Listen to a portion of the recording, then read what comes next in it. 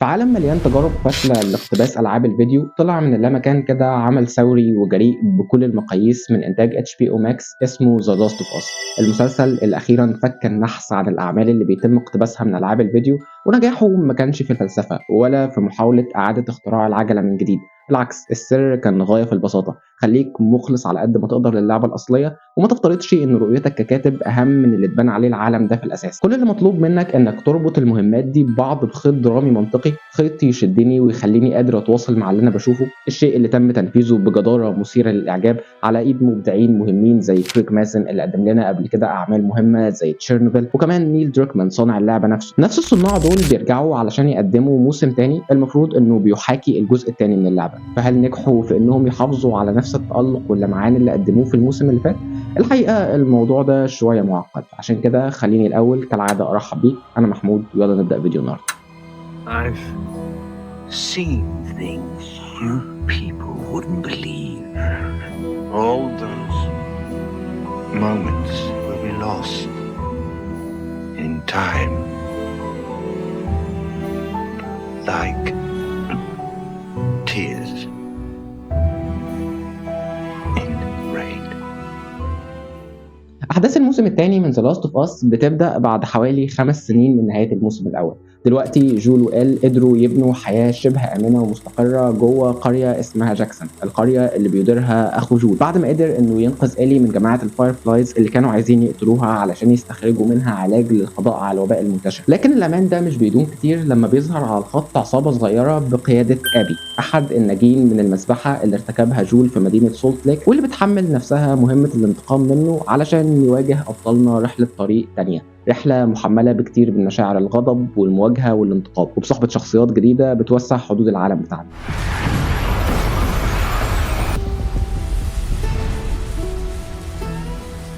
عشان نطلع بحكم واضح على الموسم الثاني، خلينا نقسم التجربة لثلاث فصول علشان نفهم ايه اللي المسلسل ده حافظ عليه من الموسم الاول، وايه اللي اضافه ليه، وايه اللي اخفق في تقديمه. اولا، ايه اللي الموسم ده حافظ عليه من الموسم الاول؟ الجواب السهل هو العالم بتاعنا، شكله وجودة انتاج تفاصيله. زي ما اتعودنا الانتاج هنا ضخم وواضح جدا في كل فريم. احداثنا بتتنقل ما بين مدينة جاكسون، البلدة الصغيرة اللي البشر حولوها لحصن، لحد سياتل، المدينة اللي بقت ساحة حرب، مدينة بقت مليانة بالفصائل والتوجهات المختلفة اللي بتسيطر عليها، ومنتشر فيها أعداد ضخمة من المصابين اللي بيحولوا كل ركن فيها لمنطقة خطر قايمة بحد ذاتها. وكمان بيحافظ على تصميم المخلوقات الحقيقي قوي والمثير جدا للرعب، وكل ده بالتبعية أدى لتجربة بصرية متقنة جدا من جهة، ومن جهة تانية مجموعة معارك مش قليلة حتى لو فقدت جزء من أصالتها وتميزها، لكن أبدا ما فقدتش الإثارة والمتعة والرعب اللي بتقدمها. اللي أضافه الموسم الثاني بقى كان ببساطة هو التوسع في شكل العالم بتاعنا والزيادة من واقعيته. ما بقيناش محصورين في مواجهة طويلة ما بين فيدرا والفايرفلايز بس، دلوقتي بقينا بنشوف جبهات وصراعات أكتر تعقيد،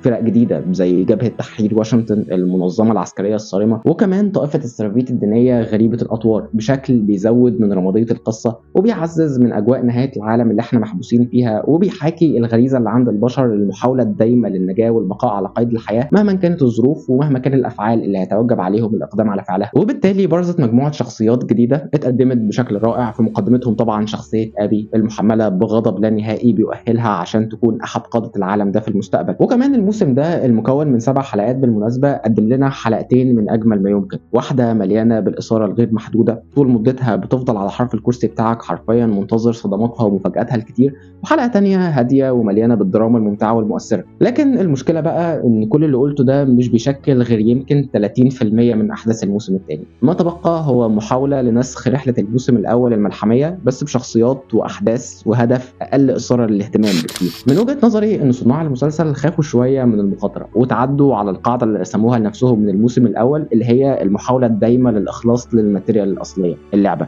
لأنه على حسب ما قرأت إن الجزء الثاني من اللعبة معقد شوية على مستوى وجهات النظر اللي بتتحكي قصته من خلالها، وده أدى إنه يبقى فيه شوية صعوبة في نقله زي ما هو شاشة التلفزيون. وبالتالي تحولنا من الإخلاص لفورمات اللعبة للإخلاص للي تم تقديمه في الموسم الأول، بإنهم ياخدوا وقتهم في الاستعداد للمواجهات المهمة اللي هتتقدم في الموسم الثالث. وده كان قرار بكل تأكيد غير موفق، موفق لسبب اساسي، انه حبس الكتاب في دايره ضيقه قوي وخلاهم يقدموا عناصر كتير مثيره للاهتمام وبوادر مواجهات كويسه ما بينهم، زي الصراع ما بين الدبليو ال اف والطائفه الدينيه الغريبه دي، او الحرب ما بين ال وابي، بس بقصد خلوا ده بس عباره عن اطار رفيع يحدد الاحداث الاساسيه مش اكتر. تسالني ايه هي الاحداث الاساسيه بقى؟ هقول لك عباره عن مثلث غرامي ما بين 3 شخصيات، وبنت بتتنقل من الطفوله القاسيه لمراهقه مجنونه وعشوائيه، وعقد ذنب كتير ومتكرره بتشكل دوامه بنلف فيها في النص الاول من كل حلقه، فالايقاع يضطرب وينشا شويه كده عدم اكتراث باللي بيحصل قدامك، وبعدين يلحق بسرعه في النص الثاني علشان يقدم شويه مواجهات مع مخلوقات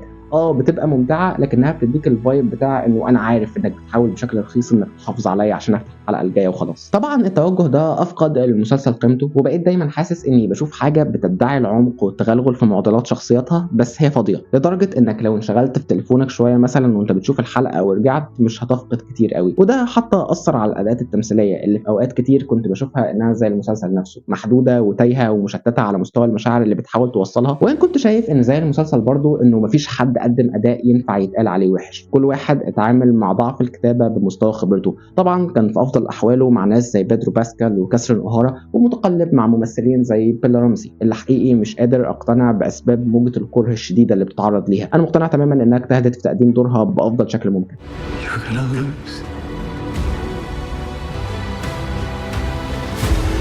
Don't you know what he did? عموما الموسم الثاني من ذا لاست اوف اس مش مسلسل وحش، لكنه اكيد مش الموسم اللي كنت مستنيه. هو نسخه باهته من رحله الموسم الاول الثوريه والمختلفه، واقرب لمجموعه تاملات فارغه ومحدوده، في لحظات ممتعه وفي شغل بصري يستاهل التقدير وشخصيات جديده مميزه، لكن وسط ده كله كمان كان في فقدان للهويه وقرارات غلط. عشان كده تقييمي للموسم الثاني من ذا لاست اوف اس هو 6 من 10. وبس دي كانت كل حاجه عندي النهارده. لو وصلت لحد هنا شكرا جدا، يا رب تكونوا استمتعتوا. شاركوني برايكم عن المسلسل لو شفتوه. انا محمود وسلام.